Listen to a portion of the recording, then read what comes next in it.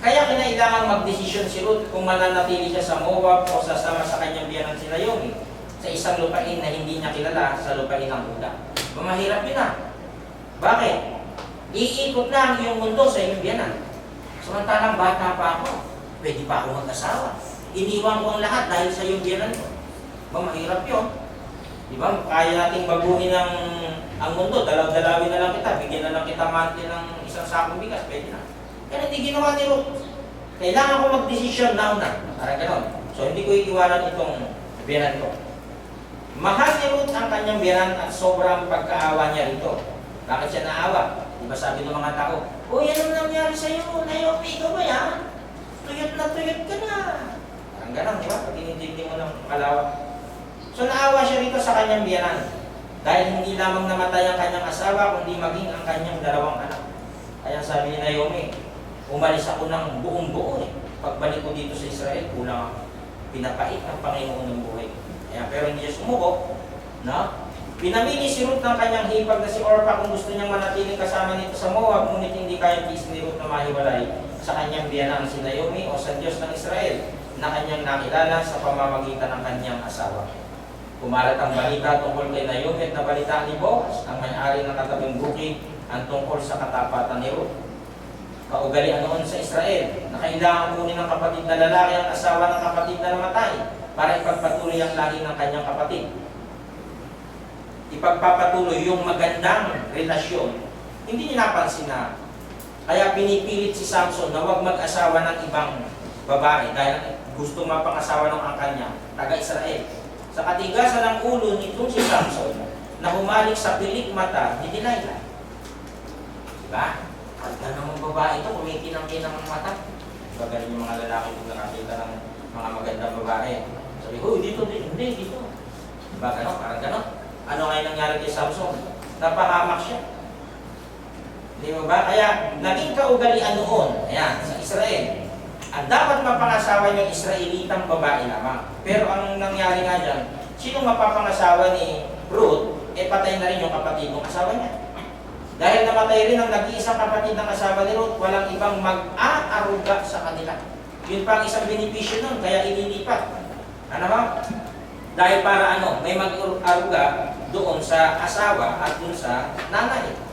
Si Ruth ay isang halimbawa kung paano kaya ng Diyos na baguhin ang isang buhay at dalhin ang buhay na iyon sa direksyong kanyang itinalaga. May mission pala.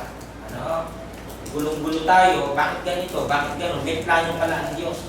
Ang kailangan pala natin gawin, sabihin sa Kanya at sumunod tayo na sumunod kahit mamahirap. Parang gano'n ang ibig sabihin. Makikita natin na isinakatuparan ng Diyos ang Kanyang perfectong plano sa buhay ni Ruth. Gaya ng kung paano ginanap niya ang kanyang layunin sa buhay. Bagamat nanggaling si Ruth sa pamilya ng mga pagano sa Moab, nang sandaling makilala niya ang Diyos ng Israel, siya ay naging isang buhay na patotoo para sa kanya sa pamamagitan ng pananampalataya. Bagamat nabuhay siya sa kahirapan bago siya naging asawa ni Boaz, naniwala siya na tapat ang Diyos sa pagkalinga sa kanyang bayan, na sila'y hindi niya pababayaan. Tinuro ito sigurado ng asawa niya. Gayon din si Ruth ay isang halimbawa sa atin ng pagtitiis sa buhay, katapatan, kababaan, pag-ibig sa kapwa at sakripisyo. Kung mapapansin natin, tayo na nasa church, kung kailan kang nasa iglesia, saka katakot-takot ang pagsubok na dadating sa buhay. Kung kailan kang nagpapakabuti dito sa loob ng iglesia, nandoon yung pagkakataon ng ang daming tukso, ang daming gusto kang ihiwalay sa Diyos. So si Ruth ang isang magandang halimbawa na pwede nating pagkuhaan ng example. Na nagtitiis siya sa buhay. Alam natin na ginagantimpalaan ng Diyos ang katapatan ng mga taong mabuti at mapagmahal sa kapwa. Sabi, malaki pananampalataya nitong babae na ito. Hebreo 11:6, at kung walang pananampalataya ay hindi maaaring maging kalugod-lugod sa Kanya. Sapagkat ang lumalapit sa Diyos ay dapat sumampalataya may Diyos at siya ang tagapagbigay ganti sa mga sa Kanya nagsisihanap. Ano yung nakalagay niyan? Tagapagbigay ganti. Ano yan? Reward. So mabuti kang babae, bibigyan kitang reward. Parang gano'n ang sinabi na wala kang kaalam-alam. Dahil nagpapakita ka ng kagandahang loob sa iyong kapwa. sumama ka sa Diyos ng iyong asawa, si Yahweh, bibigyan kitang gantimpala. Yan, may pananalig si Ruth sa Diyos ng Israel. Ang Diyos ay kumikilos maging sa mga simple at mahirap na kaganapan ng ating buhay at sa pamamagitan ng ating mga desisyon na ginagawa. Kumikilos pala siya doon. Kala lang natin hindi natin kasama. Kapag naintindihan na natin ito, maaari na rin tayong maging matagumpay matapos dumaan sa mahirap na pagsubok gaya ni Ruth. So, dagdagan pa natin kung ano yung aral na pwede natin makita. Ang isang tunay na ina ay makadiyos. Yan ang una natin mapapansin sa aklat na ito. Ang mga pagkakataon na nagsasalita si Naomi at lagi niyang binabanggit ang Panginoon. Ito yung mga talata. Doon binawa ng Panginoon. Mangyari na ba ang kagustuhan ng Panginoon? Nandiyan sa mga talata na yan, nakapasok yung sinabi niya, Panginoon, Panginoon. Sa madaling salita, itong manugang niya, makadiyos. Ang tunay na anak ay makadiyos. Sino? Si Ruth. Ito ang matibay na pundasyong inilagay sa unang kabanata ng aklat para makita natin na anumang desisyon ng ina at anak para sa isa't isa ay bunsod ng kanilang pagiging makadiyos. Hindi nag-iwanan yan, dalawa na yan. Mami, pareho na tayong single. Gano'n. Hindi kita iiwan. Kasi dalawa na lang sila eh. Mas bata pa ako sa'yo, hahanap ako ng makakain natin. Parang gano'n. Sasamahan kita. Kamatayan lang magpapahiwalay sa ating dalawa. Matibay na salita yun. Ano? Kaya nakita ng Diyos yun. Maano to si Ruth? Talagang mabuting babae. Ang isang tunay na ina ay higit na iniisip ang kapakanan ng mga anak kaysa kanyang sarili. Totoo naman yun? Na kailangan i-provide ito. Kailangan. Ganun ang mami ng mga tunay na ina. Hindi niya ginagamit ang anak para sa sarili niya kaginawahan o kaaliwan. Pero namang mga magulang na, gusto ko, ganito paglaki ka. Pag matanda na ako, bibigyan mo ako ng ganito. Eh, ganun eh. Magpaaral ka lang. Kasi yung mga yan, pag lumaki, nagdalaga, iba na mga ugali niya, iba na mga desisyon niya. Lalayas na yan, kukuhain niya ng may-ari. Sino? Yung mga asawa nila. Ganun nangyari sa amin ng una eh. 6 kami magkakapatid. Sabi ng nanay ko, unang nag-asawa si Gladys, 5 na lang tayo. Hala, nag-asawahan na lahat. Ako naiwan.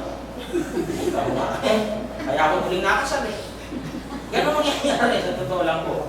So ibig ko sabihin, kung ikaw ay may anak, at ikaw ay isang ina, marami kang anak, huwag mo masyadong i-ano niya sa mga anak mo yung, kumbaga parang matatakot kang mawawala sila. Aalis yan, pag naglakihan yan, ngayon mo lang aalagaan niya.